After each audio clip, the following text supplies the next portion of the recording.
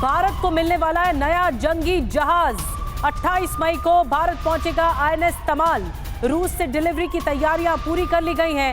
तलवार class frigate है INS तमाल। पाकिस्तान से तनाव के बीच अब भारत की ताकत बढ़ने जा रही है, नौसेना की ताकत बढ़ने जा रही है। और आइए अब आपको बताते हैं कि कैसे भारत का आईएनएस तमाल बनेगा पाकिस्तान के लिए काल। सबसे पहले यह जान लीजिए कि आईएनएस तमाल किस तरह के घातक हथियारों से लैस है। यह रिपोर्ट देखकर पाकिस्तान का दिल दहल जाएगा।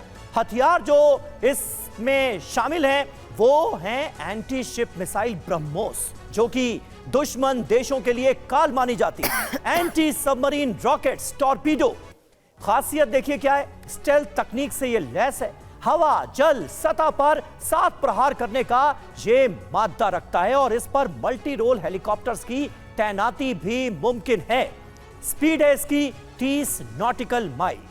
वजन है इसका 3900 टन का और यह अब निश्चित तौर पर भारत की नेवी की ताकत को और ज्यादा बढ़ाएगा और दुश्मन देश के लिए साबित होगा काल। सुमित, पहला सवाल आपसे, पहली खबर से शुरुआत करते हैं। सिविल डिफेंस जो ड्रिल होने जा रही है, मॉक ड्रिल होने जा रही है, उसको लेकर बहुत सारे लोगों के जहन में यह सवाल है कि क्या इस ड्रिल की घोषणा दरअसल यह बता रही है कि भारत पाकिस्तान के बीच टेंशन उस मकाम पर पहुंच चुका है जिसमें अब कभी भी युद्ध हो सकता है। क्या ऐसा ही है?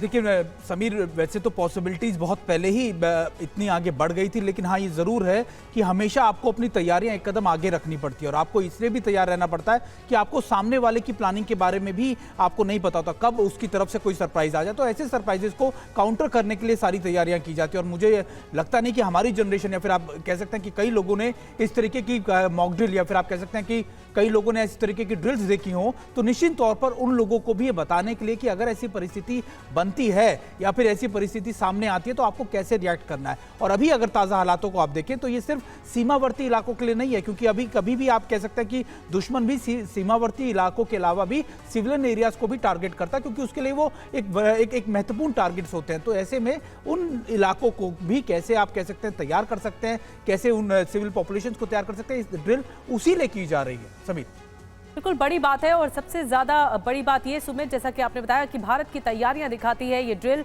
कि अगर नौबत आ गई युद्ध की तो फिर भारत कैसे लड़ेगा और अपने नागरिकों को कैसे सुरक्षित रखेगा।